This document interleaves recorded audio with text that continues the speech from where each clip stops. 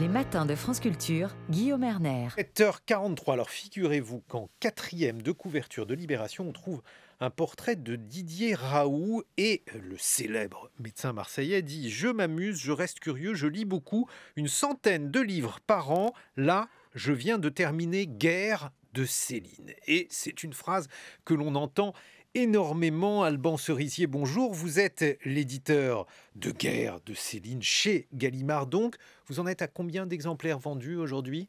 On doit être autour de 140 000 exemplaires vendus et on a un tirage qui a dépassé les 200 000. Là, pour le moment. Ce qui est un chiffre mirifique dans un paysage plutôt morose.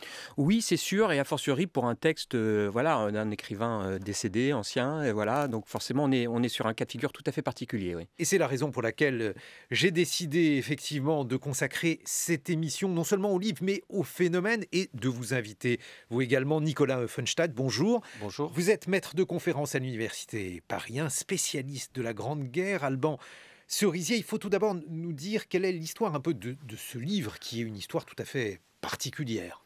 Oui, parce qu'en réalité, il fait partie des manuscrits qui ont été récemment retrouvés, et dont la révélation a été faite l'été dernier. Céline, lorsqu'il fuit avec son épouse son appartement parisien de Montmartre en juin 1944, laisse son appartement en l'état. Et il craint, et à juste titre, pour ce qui peut lui arriver, étant donné ses comportements pendant la guerre, son comportement collaborationniste notamment. Et donc, il quitte l'appartement. Il y a là des manuscrits, logiquement. Et ces manuscrits, lorsqu'il reviendra ensuite en France dans les années 50, au début des années 50, il ne les retrouvera pas. Voilà. Et il déplorera d'ailleurs toujours qu'ils lui ont été volés. Alors il y a plusieurs versions de Céline lui-même à propos de ces manuscrits. Bon, voilà.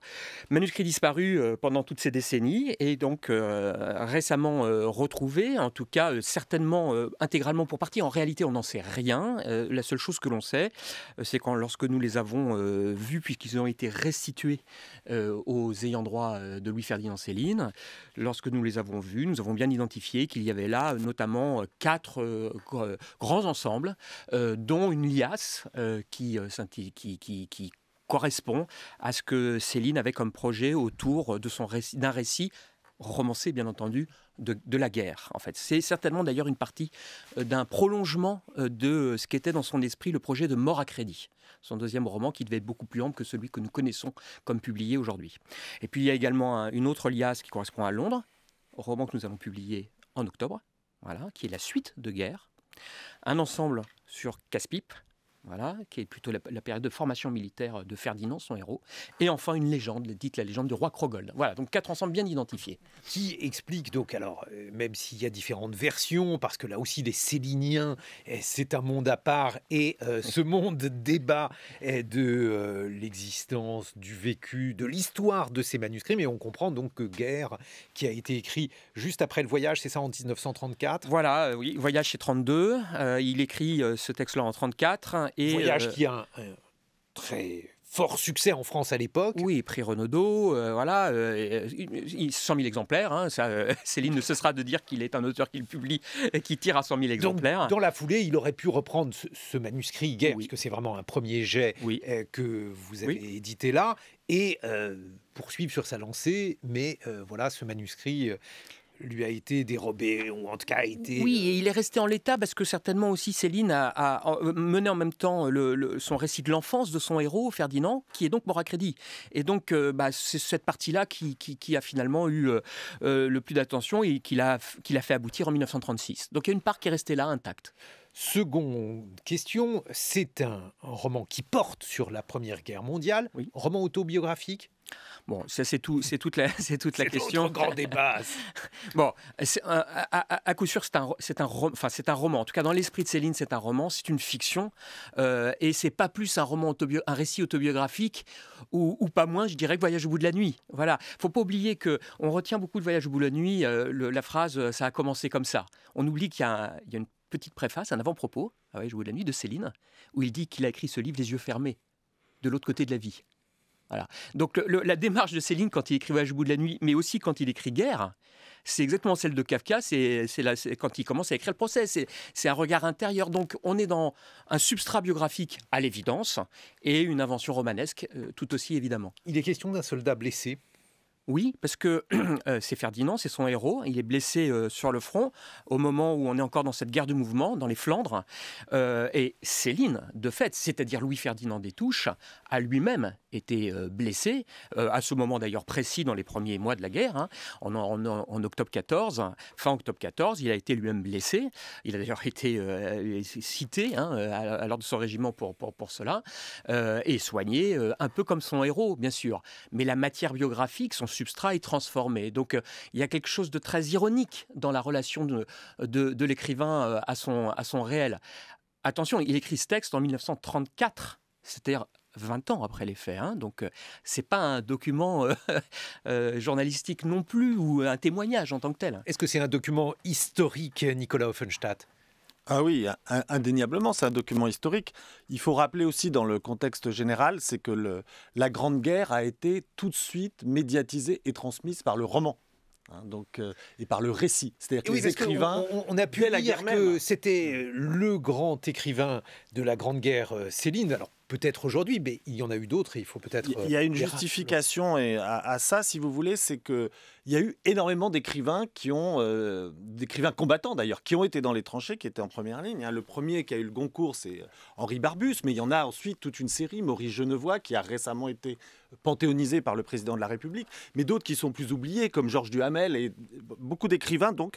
Et il y a déjà eu d'ailleurs tous ces débats dans l'entre-deux-guerres sur peut-on témoigner de la Grande Guerre, est-ce que la fiction est le meilleur endroit pour raconter la Grande Guerre. Donc Céline s'inscrit, si vous voulez, dans un témoignage de guerre qui est passé par la fiction et qui a joué un rôle très important. On dit souvent que la Seconde Guerre mondiale a été fixée par les images, la première a été fixée par le roman et par la fiction. Mais je voudrais juste un élément, c'est que la différence entre Céline et les autres, c'est sans doute que c'est un des seuls où la Grande Guerre a été aussi l'occasion, si vous voulez, d'un renouveau littéraire. Beaucoup de ces écrivains, comme Dorgelès, comme Barbus, comme Duhamel, même Genevoix, il y a bien sûr des différences entre eux, je vais vite, mais avaient une écriture assez naturaliste, assez classique, assez descriptive. Et souvent, le scénario était un peu le même. C'était un groupe de combattants, une escouade qui se retrouvait dans les tranchées. Et la rupture avec Céline... Je parle là sur le plan littéraire et de la transmission de la mémoire, c'est que ce témoignage de guerre s'est accompagné aussi d'une rupture sur le plan littéraire, sur le plan stylistique. Et donc ça, c'est quand même quelque chose de particulier. On viendra évidemment sur le fond. Oui, parce que le style de Céline est là, même si c'est du premier jet. Je lis un extrait où il parle de son père, parce qu'il est notamment question largement du rapport au père. Il me félicitait longuement pour ma bravoure. Il m'étonnait alors sérieusement avec la bravoure. Il ne savait pas ce que c'était, ni moi non plus. En somme, il m'inquiétait. J'avais beau me trouver en train de dissoudre dans une mélasse pas même très croyable, tellement c'était vrai. Cependant, les lettres de mon père retenaient mon attention tout au fond pour le ton. Voilà donc l'un des tons de Céline Alban-Cerisier. On retrouve donc effectivement la manière d'écrire si particulière, encore que je vous pose la question à vous, éditeurs, si vous deviez qualifier le style de Céline pour quelqu'un qui ne l'aurait jamais lu. Là, en tout cas, dans ce manuscrit qui est au plus près d'une certaine façon de son attention d'écrivain, parce qu'on est dans la forge en réalité, on voit que l'oralité est première. Alors c'est pas une grande nouveauté de le dire, hein, mais Céline disait lui-même qu'il était un musicien. Voilà, donc il constituait, il cherchait ses propres accents. C'est ça le terme que l'on emploie, avec sa petite musique. Là, je ne trouve pas qu'il soit musicien dans Guerre. Il est précisément dans la forge où il va brutaliser le langage et pour précisément de sortir de cette oralité quelque chose de musical. Voilà, et ça on le voit très très très bien dans Guerre. Mais ce que je voulais juste dire, c'est que dans Guerre, ce qui est central, c'est la question de la langue. Précisément, la question du parler, c'est avant tout le traumatisme d'une langue qui ment. Voilà, pourquoi il s'en prend à son père, à ses parents? C'est qu'ils lui ont mal parlé avec leurs belles phrases. Donc il s'agit vraiment d'aller dans cette situation traumatique. Ils lui ont mal parlé parce que, pour le dire Alban-Cerisier, ils n'ont pas exactement le même regard sur la guerre. Non, et sur la vie en général, d'ailleurs. Voilà. Ils pensent que tout est remédiable, en réalité. Et que la langue, en masquant avec ses faux-semblants, en réalité, et en faisant quelque chose de joli de notre existence, cache la mort, cache la permanence de la mort et le risque permanent de la mort. C'est le roman d'un homme traqué, hein. Mais alors, ce qu'il y a de significatif dans ce livre, dans ce style, c'est qu'aucune des phrases n'est normale et toutes s'appellent les unes les autres. C'est-à-dire, ensuite, on peut aimer Céline ou pas, mais si on l'aime, on retrouve effectivement ce parler si particulier qui n'est pas réductible à l'emploi de mots argotiques, dont certains sont actuels, d'autres plus anciens, qui sont là, mais qui ne consistent pas uniquement en cela, dans ce style si reconnaissable. Oui, et il cherche l'instabilité. Comme un improvisateur de guitare, il adorait, vous savez, le Django, etc. hein. C'est vraiment ça, il cherche l'instabilité pour faire trembler le sens aussi, très clairement. Nicolas Offenstadt, justement sur le fait qu'il y a un récit de la guerre, un récit quand même qui témoigne là aussi d'une certaine forme de dégoût de cette guerre qui la rend haïssable, et c'est peut-être aussi en cela que Céline est grand, en tout cas en 1934, après les choses se gâtent, on va en parler. Oui, alors, oui, bien sûr, il fait partie, si vous voulez, de... La littérature de guerre, globalement, est dénonciatrice. C'est-à-dire qu'il est quasiment impossible, après 14-18, de faire l'apologie de la guerre. Hein, tous ces jeunes hommes ont été massacrés dans la guerre de mouvement, en l'occurrence ici, ou ensuite dans les guerres de tranchées. Donc, si vous voulez, ces millions de morts, l'horreur absolue de la guerre d'artillerie, une violence du feu tout à fait nouvelle. Vous savez, il y a l'écrivain et philosophe allemand Walter Benjamin qui disait « Après 14-18, on ne peut même plus transmettre l'expérience, le mot n'a même plus aucun sens. » C'est-à-dire tout a été tellement bouleversé parce que cette génération a vécu que finalement on ne peut plus raconter comment on était avant en charrette à cheval et qu'on s'est retrouvé au milieu des tranchées dans un feu absolument inouï. Et donc du coup, cette littérature de guerre, elle porte ça. Et donc Céline, évidemment, on est un des témoins, on le voit bien. Il n'y a pas de contre-exemple, Nicolas Offenstadt, il n'y a pas un poilu qui s'adresse à l'héroïsme, je ne sais pas, qui fait une peinture guerrière de la guerre. Il y en a qui sont plus, il y en a évidemment qui insistent plus sur les aspects héroïques. Hein. Évidemment, en Allemagne, on a souvent cité Junger, mais il est rare qu'il n'y ait pas une distance critique. Junger, c'est très ambivalent aussi. Voilà, hein, avec des aspects plus héroïques aussi que d'autres, hein, que dans d'autres témoignages. Mais ce que je veux dire, c'est que globalement, il est rare qu'il n'y ait pas une distance critique. Ce que vous avez chez certains témoignages, c'est une forme de neutralité du récit. Hein, c'est-à-dire qu'on insiste moins sur la dénonciation. C'est le cas d'un certain nombre d'écrivains allemands comme Ludwig Renn. Quand il raconte la guerre, il y a beaucoup de récits et peu de dénonciations. Mais quand même, cette idée qu'on ne peut pas avoir un rapport critique à ce qu'on a vécu, elle est quand même extrêmement forte. Et de fait, beaucoup de ces écrivains sont aussi des gens qui vont militer et lutter pour la paix, même quand ce sont des gens qui peuvent être par ailleurs politiquement assez conservateurs. Donc cette idée quand même que la littérature va être un vecteur du plus jamais ça, du refus de la guerre, de sa critique, d'un regard désespéré sur le monde, parce qu'on a vécu une expérience très jeune. Il faut rappeler encore une fois que ces jeunes hommes qui avaient eu très peu d'expérience de la vie, peu d'expérience amoureuse, peu d'expérience professionnelle, ont été jetés dans ce carnage pendant des années. Donc, ce qui est le cas de Céline, qui a devancé l'appel en plus. Céline, ceci dit, a eu une expérience de guerre très courte par rapport à d'autres. Et donc, c'est aussi des choses sur lesquelles on pourra revenir. La guerre n'est pas le seul élément extrêmement présent dans ce livre. Il y a notamment une question qui est celle de la masculinité. D'ailleurs, mon camarade Marc Wetzmann, dans Signe des temps, a largement parlé de cet aspect avec des passages qui sont tout à fait saisissant. Par exemple, j'en cite un second extrait, Alban Cerisier, c'est pas sérieux, faut demander alors du vif secours à la bite tout de suite pour s'y retrouver, seul moyen du moyen d'homme, bander un coup féroce, mais ne pas céder à la branlette. Ouais. La question de la masculinité dans ce livre. Oui, là, elle est très présente dans cet extrait, et là, il parle précisément du souvenir. C'est-à-dire qu'il dit, pour bien se souvenir, il faut se tendre. Et il le dit avec un langage d'homme, à l'évidence. Mais moi, je compenserais un peu cet aspect-là, parce que toujours chez Céline, c'est un peu plus compliqué que ça n'y paraît, parce que les personnages... J'ai pas dit que c'était simple. Hein. Non, mais je le sais bien, je le sais bien. Mais effectivement, on voit qu'il y a un vrai rapport complexe. Oui, mais pourquoi? Là, qu'est-ce qu'il nous dit quand il nous dit ça? Il nous dit le souvenir ment. Donc si on ne lui résiste pas, parce qu'il enjolive, c'est comme le langage. Donc si on ne lui résiste pas avec des moyens d'homme, voilà, c'est ce qu'il dit, on se fait tromper par lui à nouveau. C'est très ironique, parce qu'en fait, il ne se souvient pas réellement. Il compose, vous voyez ? Nicolas Offenstadt. Oui, là aussi, il y a une une vision plus générale aussi de cette question de la masculinité, c'est que c'est une société d'hommes qui s'est constituée pendant la guerre, pendant des mois parfois sans voir de femmes, sans même les rencontrer physiquement, hein, donc isolés ensuite dans cet aspect un peu carcéral des tranchées. Donc la question de la masculinité qui est ici traitée évidemment avec le style célinien, avec la manière de décrire, avec une omniprésence de la sexualité, c'est aussi quelque chose qui s'est posé pour tous ces hommes de 14. Vous savez, c'était une question énorme. Il y a par exemple, il y a des soldats qui s'angoissaient, qui n'avaient jamais connu de femme. Ils disent donc je vais aller aux tranchées, je vais mourir et je vais jamais avoir connu l'amour véritablement. Donc cette question de la masculinité que Foucault d'ailleurs avait très bien vu, il avait dit finalement c'est incroyable cette société d'hommes, on n'a pas assez étudié ce que le fait d'avoir été des hommes entre soi pendant aussi longtemps a joué sans doute sur tout un ensemble de relations interpersonnelles. Oui, mais il faut aussi reconnaître Nicolas Offenstadt avant de critiquer Céline, parce qu'on on le fera. En l'occurrence, je ne le fais pas sur cette thèse. On le fera dans quelques instants, que l'un des discours justement consistait à dire cette guerre de 14-18 a préparé celle de 39-45 avec une vision de la virilité, une brutalisation. Ce que disait par exemple l'historien Claude Mossé, ça n'est pas du tout ce que dit Céline. Céline se rend compte qu'il y a quelque chose de pourri dans le masculin en 14-18. La thèse de George Moss, elle est d'ailleurs contestée, cette idée de brutalisation, parce que c'est aussi des sociétés. Il n'y a jamais eu autant de pacifisme qu'après 1914-18.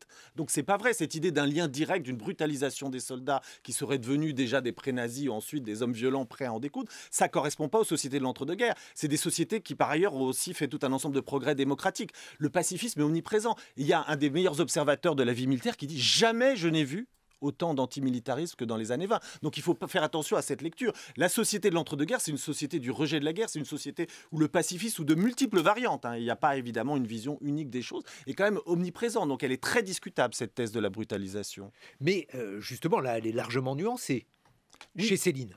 Oui, et chez beaucoup d'écrivains, effectivement, c'est l'idée aussi d'une violence qui les a finalement ramenés effectivement à la noirceur, à l'horreur, et plus qu'à devenir des brutes. D'ailleurs, l'interdit de tuer n'est pas levé par la guerre. On se retrouve dans quelques instants pour poursuivre ce dialogue autour de Louis-Ferdinand Céline, Guerre, ce livre que vous avez publié, Alban Cerisier. Je dois dire qu'on vous retrouvera aussi cet été sur l'antenne de France Culture pour évoquer ces livres qui ont marqué le siècle. Comment les livres changent le monde ? Ils le changent. Ils l'ont changé, effectivement, Nicolas Offenstadt. Je rappelle que vous êtes maître de conférence à l'Université Paris 1 et spécialiste de la Grande Guerre. Il est 8h sur France Culture. Excellent réveil à tous. 7h-9h, les matins de France Culture, Guillaume Erner. Et l'on continue de parler de Louis-Ferdinand Céline. C'est non pas la révélation de cette saison littéraire, mais en tout cas l'une des meilleures des ventes, sinon d'ailleurs la meilleure des ventes. Guerre, un manuscrit retrouvé, un premier jet, édité aux éditions Gallimard par vos soins Alban Cerisier. Je précise aussi qu'on vous retrouvera cet été sur l'antenne de France Culture pour ces livres qui ont changé le monde. Nicolas Offenstadt, maître de conférence à l'Université Paris 1. Vous avez notamment publié Urbex chez Albin Michel et vous êtes spécialiste de la Grande Guerre. Or, guerre se déroule durant cette guerre-là précisément. Elle met en scène un soldat blessé et ses affres, ses relations difficiles avec les civils, notamment avec ses parents. Alban Cerisier, le succès de ce livre s'explique-t-il, je ne sais pas, par le fait que, par exemple, Céline serait un grand écrivain? Répondez-nous, éclairez-nous, vous avez une trentaine de secondes. Je vais vous répondre par une pirouette et en citant André Gide qui dit qu'un grand écrivain, à notre époque, c'est essentiellement un anticonformiste. L'époque l'y oblige, d'une certaine façon. Et c'est peut-être une raison aussi du succès de Céline aujourd'hui. C'est-à-dire que ce qu'il nous dit dans Guerre n'est pas toujours très agréable à entendre. Voilà. Alors on tourne autour, un peu comme un bloc de granit noir, là, on ne sait pas, certains disent autour d'un diamant pur. Il nous dit des choses désagréables sur le mensonge. Pourtant, il nous dit des choses que nous savons déjà. Il nous dit que la guerre, c'est quelque chose de dégueulasse. Il nous dit que la masculinité est en crise. Oui, mais il nous dit aussi que le soin peut être quelque chose de très dégueulasse, que le rapport parent-enfant peut être quelque chose de très dégueulasse. Là, alors, il ne le dit pas, encore une fois, comme un reporter, il le dit comme un écrivain qui compose une œuvre, mais il le dit quand même. Et il y a aussi une forme d'actualité, quand même. Quand on entend les actualités qu'on vient d'entendre, il est question de guerre, de mort, de médecine, de prostitution. C'est à peu près les grands sujets de Céline. Voilà. Donc, il y a quand même quelque chose qui résonne Et puis, il y a une chose qui est marquante chez Céline, c'est la capacité qu'il a eue de se mettre en scène. Ça aussi, aujourd'hui encore, c'est quelque chose qui marque, y compris d'ailleurs avec cette histoire rocambolesque de manuscrits perdus, volés, retrouvés, etc. On va écouter justement Céline, car figurez-vous que dans les archives de France Culture, on retrouve par exemple un À voix nue consacré à l'écrivain sous la coordination de Mathieu Garrigou-Lagrange. Il a été diffusé en 2011. On en écoute un extrait. Il est évident que j'étais taré à la naissance. Et alors cet art, moi j'ai mis tout ça en livre, n'est-ce pas? Oui. Alors c'est ça au fond qui fait au fond la production. C'est parce que vous êtes taré sans ça. Vous vivez gentiment, dans votre foyer, vous avez assuré votre vie matérielle. Si vous n'êtes pas taré, si vous n'avez pas en naissant une tare qui vous fait être un type qui ne jouit pas de la vie, oui, alors si vous jouissez de la vie, du manger, du boire, du dormir et du reste, enfin des petites choses accessoires, alors vous avez une vie bien gentille, quoi. Et vous n'avez pas de raison de sortir de cette vie bien gentille, si ce n'est de conquérir une meilleure place au soleil, quoi. Moi, j'avais évidemment, j'étais mal placé. Ma mère était nerveuse, mon père était nerveux. Ils étaient des tarés, nerveusement, pauvres gens. Alors, j'ai transformé cette inquiétude innée en bafouillage. J'étais fait pour faire des livres. Et alors, c'est une tare aiguillée avec assez de volonté. C'est la volonté, au fond, qui fait ça. Qui évite que vous tombiez dans le ratage complet. Ou alors, il vous reste juste le bavardage, le bafouillage de vos tares. Et moi, j'avais des tares en balai, en n'importe quoi. Ça, c'est un travail pénible, n'est-ce pas? Mais ça y est, c'est tout. La voix de Louis-Ferdinand. Céline, pour vous, Nicolas Offenstadt, cet homme qui se présentait donc comme un taré, c'était un grand écrivain? Alors, l'historien est toujours un peu dubitatif face à cette notion qui est toujours située. Moi, ce que je dirais sur Céline, c'est que d'abord, évidemment, il fait partie des grands témoins de la guerre de 14-18, donc et notamment parce que ce qu'on disait tout à l'heure, à savoir cette rupture de style, un de ses premiers livres qui prennent la guerre de 14-18 avec un nouveau langage dont on a parlé tout à l'heure. Donc c'est évidemment, et on pense bien sûr d'abord à Voyage au bout de la nuit, mais moi je trouve ce texte aussi très intéressant. Il est d'ailleurs aussi intéressant, guerre, pas seulement pour la guerre, mais aussi, vous l'avez rappelé tout à l'heure, il a été écrit donc sans doute vers 1934. Donc du coup, il a aussi intégré dans son écriture tous les débats qu'il y a eu sur la guerre entre 1918 et 1934. Et on le voit sur certains aspects qui, à mon avis, relèvent pas du tout de son expérience de guerre. D'ailleurs, j'y reviendrai dans un instant.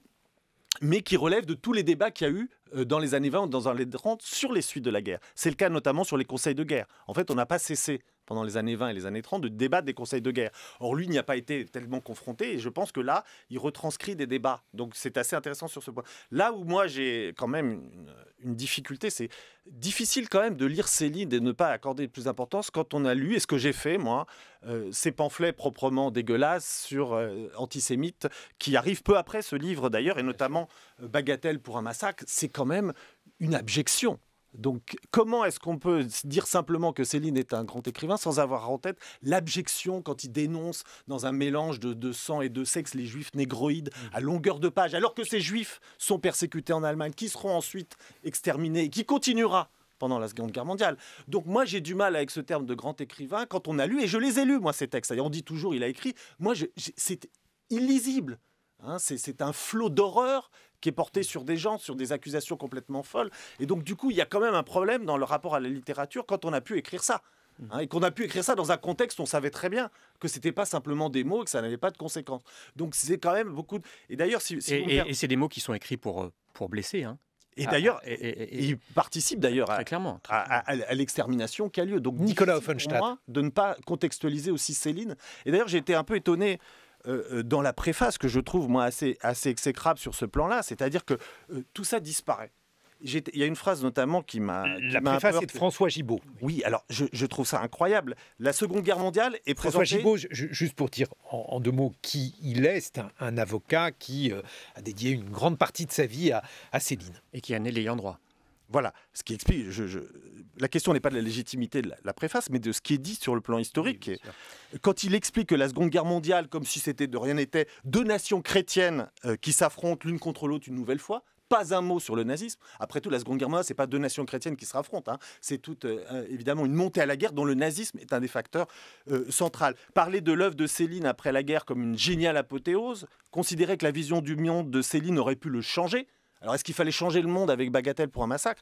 Donc, si vous voulez, je pense que débattre de Céline, et il faut le faire, bien entendu, comme écrivain, comme témoin de la guerre, et je l'ai fait dans toute la première partie de l'émission, mais ne pas aborder frontalement l'abjection de ce qu'ont été ces textes ensuite, et le poids que ça a encore, évidemment, dans sa réception, ça me paraît quand même un peu problématique dans cette préface qui, encore une fois, édulcore complètement le nazisme, la période, et qui présente Céline finalement comme dans une continuité. C'est d'ailleurs ce qu'il avait fait lui-même aussi dans ses textes, de présenter les deux guerres en continuité. Parce qu'évidemment, on fait rejaillir l'héroïsme du 14-18 sur la collaboration et l'abjection de la Seconde Guerre mondiale. C'est d'ailleurs une tradition chez certains céliniens, parce qu'il y a eu beaucoup de défenses de Céline. Deroux avait fait une défense de Céline où il expliquait qu'il y avait continuité, pacifisme, et qu'il y avait un antisémitisme tellement outrancier qu'il devenait une forme de parodie de l'antisémitisme nazi. C'est pas une parodie quand les Juifs sont persécutés en Allemagne. Que je pense. Oui, bien sûr. Non, mais je cite. Si vous voulez, le principe d'un texte littéraire, bien sûr, doit être analysé pour sa qualité littéraire. C'est indéniable. Et il faut réfléchir. Et il y a des choses tout à fait passionnantes. Céline, la question n'est pas là.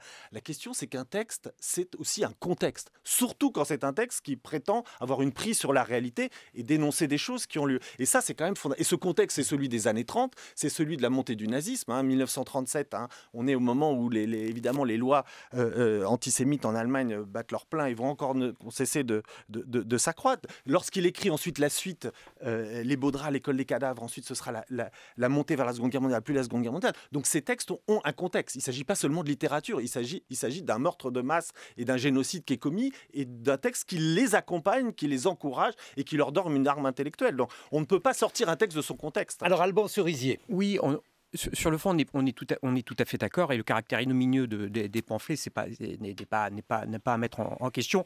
Et encore une fois, l'intention même de ces pamphlets qui est évidemment renforcer cette haine et de lui donner des justifications. Donc c'est ignominieux.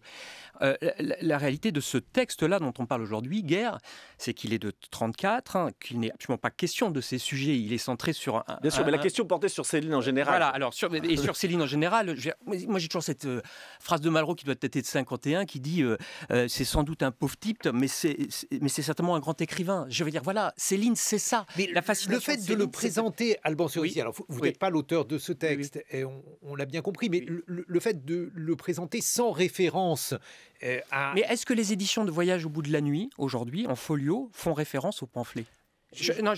C'est une question que je pose. C'est parce qu'il aborde lui-même la Seconde Guerre mondiale dans la préface. S'il n'en parlait pas, s'il parlait que 14-18. Là, vous êtes sur la préface de France. Oui, Gébaud. tout à fait. Mais si on ne va pas sur le thème, bien sûr qu'on peut parler de Céline en 14-18. Oui. On peut parler de Céline en 14-18. Et d'ailleurs, je regrette qu'on n'utilise pas. Il y a eu un très beau livre d'Odile Roinette qui a démontré tout le parcours de Céline et la manière dont lui-même avait utilisé son parcours ensuite pour se dédouaner, l'avait construit. C'est pas du tout utilisé. Donc l'histoire n'est pas mobilisée dans ce texte.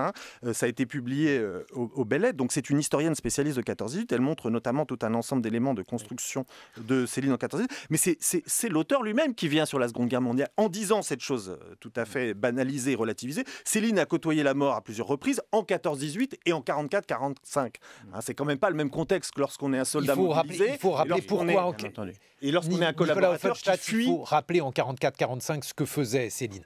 Oui, Céline donc a fui en Allemagne à Sigmaringen, ce qui a donné d'ailleurs un de ses livres. Et donc mettre sur le même plan, comme si de rien n'était, le soldat mobilisé en 14-18 et celui qui a écrit ces horreurs antisémites, qui fuit en Allemagne justement parce qu'il a peur des conséquences de ses écrits, ça me paraît un relativisme assez Alban Cerisier, voilà, vous avez la parole. Mais je pense qu'il y a aussi quelque chose d'extraordinairement problématique à ne pas vouloir prendre ces textes de Céline. Je redis encore ce que je viens de dire sur Voyage, sur Mort à crédit, sans forcément aujourd'hui se trouver dans l'obligation quasiment morale d'évoquer ce qui est ignominieux effectivement, et ce moment où de fait Céline a basculé du mauvais côté, assurément. Et là on est en 36, à partir de 36, voilà, parce que précisément en se faisant. Mais je veux dire, on oublie juste de lire parce que de ce lire que l'on les peut livres. faire, Alban Cerisier, et la démonstration pourrait être faite, et la démonstration pourrait être aussi discutée, mais on peut dire qu'on trouve dans Guerre, dans Voyage,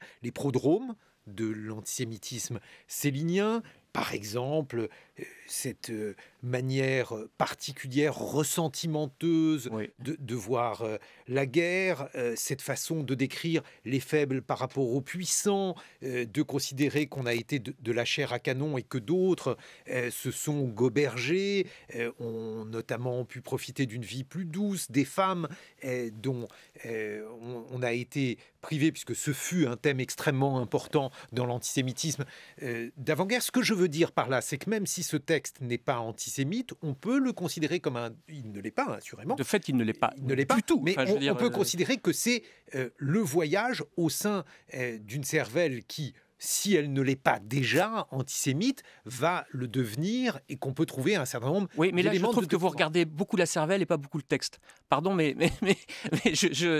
vous mettez beaucoup d'intention et avec une vision assez téléologique de la chose, du problème, qui en est un, assurément, pour nous tous. Voilà, et c'est ce qui, paradoxalement aussi, doit nous interroger, parce que cette passion Céline est liée à cette curieuse chose, à ce curieux alliage, qui n'est pas curieux, qui s'explique au niveau de l'histoire des mentalités, des politiques, etc. Mais de fait, c'est ça.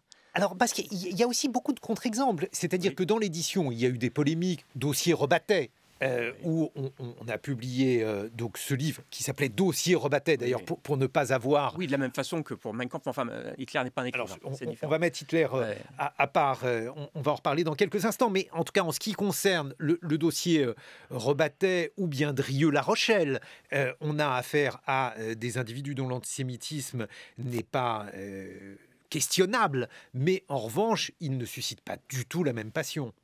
Non, c'est sûr, c'est presque une question de spécialiste, Rebattet. Enfin, je caricature un petit Et peu, les mais inédites Drieux-La Rochelle? de la même façon. Même si Drieux a quand même une présence aujourd'hui d'écrivain, il est dans la Pléiade, je vous le rappelle, il est en folio, toutes ses œuvres romancées sont encore lues, ses nouvelles, Charleroi, etc.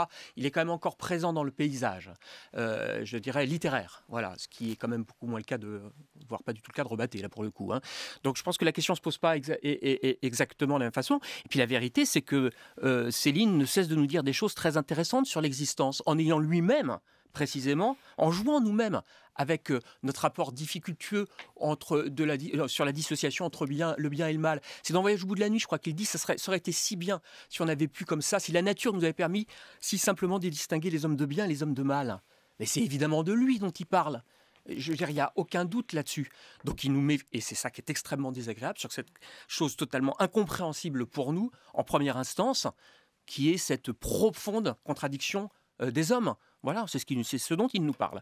Nicolas Offenstadt. Oui, vous avez tout à fait raison de dire que le texte guerre, tel qu'il est, peut être étudié et présenté comme tel. Sauf qu'on n'est pas en 1934. C'est-à-dire que évidemment, on pouvait l'éditer, le lire, et donc du coup, comme on pouvait lire Voyage au bout de la nuit. Mais aujourd'hui, on sait quand même que cette œuvre, elle s'inscrit dans un tout, et que ce tout a participé à une des plus grandes horreurs du XXe siècle. On a été un des acteurs parmi d'autres. Et donc, il est quand même difficile, à mon sens, il ne s'agit pas d'en rajouter et de parler que de ça, mais il me semble quand même difficile de dissocier, si vous voulez, à ce point, l'homme et l'œuvre, surtout dans une préface qui veut aborder les questions historiques. C'est pas tant l'intérêt du texte, il est indéniable, pour plein de raisons, vous en avez dit. Même comme historien de la guerre de 14-18, je pourrais le commenter longuement. Il y a des tas de choses qui m'intéressent et que je peux encore réutiliser, qui complètent ce qu'on avait déjà lu dans les textes, qu'Odile Roinette avait étudié de Céline. Donc l'intérêt n'est pas du tout là, la discussion n'est pas là. On peut en discuter des heures et si vous voulez, on reviendra même sur l'intérêt pour l'historien de 14-18. La question, si vous voulez, c'est quand vous mettez cet objet dans l'espace public et qu'on n'est pas en 1934, donc il s'est passé beaucoup de choses. Bagatelle pour un massacre, c'est très peu après. Donc il y a déjà évidemment des choses. Il y a crédit entre les deux, bien sûr. Donc c'est une question quand même de présenter les choses dans leur entièreté et de ne pas faire comme si finalement il y avait une continuité célinienne entre l'engagement en 14-18, puis ensuite la Seconde Guerre mondiale, et comme s'il ne s'était rien passé, comme si le nazisme n'était rien par rapport à la Seconde Guerre mondiale. C'est plutôt l'encadrement du texte qui pose des questions. Et les gens n'ont pas forcément tous les éléments. Et je voudrais, pour dire un élément aussi sur la réception, très, très rapidement, je pense que vous avez tout à fait raison sur tout un ensemble d'éléments qui expliquent la réception. Je pense aussi qu'on le voit bien en littérature même contemporaine, combien 14-18 entre en résonance avec notre société contemporaine. Regardez le nombre de succès de grands écrivains contemporains, parmi ceux qui sont les plus lus, qui ont thématisé 14-18. Donc je pense que Céline, au-delà de Céline lui-même, il y a aussi une résonance du thème 14-18. Hein. Regardez le succès de Pierre Lemaitre récemment, David Diop, sur des thèmes très différents. Un 14-18, c'est aussi sur le plan littéraire. Encore aujourd'hui, c'est ça qui est assez fascinant. Hein. C'est quand même encore un thème qui passe par la littérature et qui suscite l'interrogation des contemporains. Alban Cerisier. Moi, il y avait quelque chose. Enfin, je considère quand même qu'une des formes de respect à donner à ce texte, c'est finalement de le donner dans sa brutalité même et finalement assez peu circonstancié. Enfin, pardon d'être assez provocateur, mais le risque, je pense, était d'en faire quelque chose de trop documentaire. Voilà. Ce qui en aurait certainement atténué l'importance littéraire dans la conception de l'œuvre littéraire de Céline.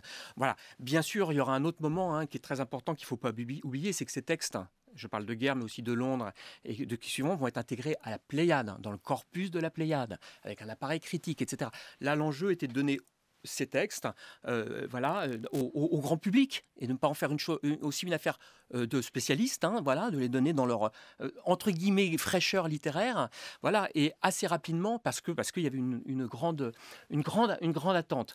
La contextualisation, le commentaire, etc. C'est pas le propos de la collection blanche des éditions Gallimard. C'est vraiment Donc c'est une façon de le. C'est juste. Mon propos, c'est pas si on ne questionne pas l'intérêt, c'est sur la manière dont les choses sont dites dans l'introduction, qui est quand même sur le plan moral assez discutable. Mais si on ne questionne pas cela, Alban Cerisier, puisque le propos, c'est pas de savoir si il fallait ou pas éditer Céline, je crois que tout le monde est d'accord pour dire qu'évidemment, il fallait l'éditer. Cela nous interroge sur ce qu'est la littérature, sur ce qu'est également un clerc. Je pense par exemple à un auteur dont il va être question cet été, Julien Binda, qui est aujourd'hui très largement oublié, qui a notamment publié La trahison des clercs. La trahison des clercs, c'est en 1927, donc 7 ans avant-guerre. Et dans ce livre, La trahison des clercs, Binda explique que les clercs, autrement dit ce qu'on dirait aujourd'hui être les intellectuels, ont abandonné leur cléricature pour devenir farouchement nationalistes. Il ne parle pas d'antisémitisme. Binda était juif et était... Il en parle un petit peu quand même. Mais voilà, par exemple, l'une des trahisons de Claire, celle de Céline. Oui, enfin, il ne faudrait pas qu'on vienne aussi à une deuxième trahison des clercs, d'une certaine façon, et de renoncer à lire les livres autrement qu'au prisme de nos préoccupations contemporaines. Voilà, je veux dire. Et donc avec précisément nos repères. Alors là, je ne parle pas évidemment de la question de l'antisémitisme, on est bien d'accord, mais avec nos repères de convenance, etc., qui ne sont pas ceux de Céline en 1934 lorsqu'il écrit. Je dis ça parce que je pense aussi à certains esprits se sont émus des termes argotiques employés par Céline, le terme bico, etc. Oui, mais ouvrez Voyage au bout de la nuit. C'est le langage de Céline. On ne va pas se mettre à aller faire des notes de bas de page à chaque fois quelque chose de péjoratif dans Voyage au bout de la nuit ou dans Mort à crédit. Mieux vaut ne pas les publier, si c'est ça le sujet. On évoquait la republication de Mein Kampf d'Hitler, Nicolas Offenstadt, en tant qu'historien, par exemple. Oui, alors, je pense qu'il y a deux choses à dissocier. Il y a l'idée de... en quelque sorte, publier ses livres pour les faire lire au maximum de gens, ce qui peut être quand même l'objectif d'un éditeur, c'est quand il édite un livre, c'est qu'il soit lu. Il me semble que c'est extrêmement problématique de rééditer dans une édition facile ou accessible à tous des livres qui sont des abjections, que ce soit dans un genre, que ce soit les pamphlets antisémites et orduriers de Céline ou Mein Kampf, ça me paraîtrait extrêmement problématique. Et moi, je suis personnellement, comme d'autres historiens, André Loez l'avait dit à l'époque dans les colonnes de Libération et plein d'autres historiens aussi, les éditer pour que ce soit, si vous voulez, des objets de poste que vous achetez à la gare, ça me paraît très scandaleux. En revanche, d'ailleurs, ces textes sont disponibles sur Internet, ils sont dans les bibliothèques, donc je ne vois pas l'intérêt d'aller rééditer, si vous voulez, des textes abjects, qui d'ailleurs parfois sont illisibles pour nos contemporains. C'est un peu paradoxal ce que vous dites, parce que puisque Mein Kampf, par exemple, Mein Kampf n'a pas du tout été édité comme un livre de gare, mais quand bien même le serait-il sous forme de livre de poche, il est aujourd'hui facilement trouvable sur Internet. Pourquoi dans ce cas-là ne pas... Mais vous avez envie de diffuser, vous, des idées abjectes ? On peut J'ai envie de les donner donner à lire, parce que je considère que les livres en tant que tels ne tuent pas, et ceux qui, en revanche, pour empêcher... les livres antisémites, ça se discute. Je pense que la meilleure manière de lutter contre l'antisémitisme, y compris en 1934 ou en 1935, aurait été de lire sérieusement Mein Kampf. Et c'est parce qu'on ne l'a pas lu qu'on a abouti à la situation à laquelle la France a été exposée. Oui, mais il ne s'agit pas de ne pas les donner à lire, il s'agit de ne pas en faire des produits de consommation et de jouissance. Si vous faites un petit livre de poche accessible avec Mein Kampf, avec très peu de notes, ou les pamphlets horribles de Céline, il y a toujours l'attrait de l'horreur, il y a toujours un peu une forme de fascination pour le sordide, que vous pouvez encourager ou au contraire plutôt freiner. Et il me semble qu'une solution qui a été trouvée pour l'édition de Mein Kampf, c'est d'en faire au contraire un objet savant qui ne sera lu que pour véritablement la compréhension des idées d'Hitler. Et donc c'est une édition qui est une édition très grand format, très difficile à manier, avec beaucoup de notes de bas de page, très cher, et qui n'était pas diffusée en librairie et dont les droits d'ailleurs ne sont pas reversés pour des questions commerciales, mais à des œuvres qui luttent pour la mémoire de la Shoah. Donc il y a toute une manière d'éditer qui est tout à fait différente si vous êtes fait un produit de consommation et en quelque sorte vous excitez les instincts les plus mauvais que chacun peut avoir, ou au contraire en faire un objet savant, utile, que vous allez acheter que si vraiment vous avez un intérêt intellectuel pour la compréhension de la période. C'est quand même deux choses. Et donc, il faut faire attention quand même avec ces textes. On ne peut pas dire qu'il ne s'agit de rien, qu'il n'y a pas de contexte, qu'il n'y a pas d'enjeu. Les pamphlets antisémites de Céline, alors là aussi, il y a eu une histoire dans l'histoire, parce qu'on les disait interdits. En réalité, ils n'étaient pas interdits, Alban Cerisier. C'est-à-dire qu'en fait, l'ayant droit, c'est-à-dire la femme de Céline, Lucette des Touches, ne voulait pas. Qui vécut très vieille. Voilà, jusqu'à l'âge de 107 ans, si mes souvenirs sont bons, et ne souhaitait pas que ces pamphlets soient réédités, tout simplement. Donc, et l'œuvre de Céline étant sous droit, de fait, il ne pouvait pas l'être autrement que contrefait. Ce qui est le cas aujourd'hui sur Internet. Ce sont des contrefaçons qui circulent, quand même. Il faut le rappeler.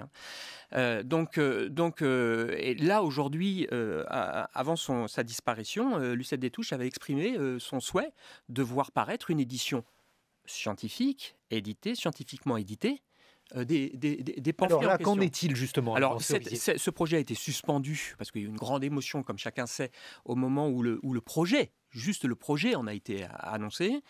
Et les termes ont un sens. C'est un projet qui a été suspendu. Depuis, il y a eu effectivement l'exemple de Mein Kampf qu'on a connu en France, qui est intéressant éditorialement, comme une solution possible pour sortir de cette impasse.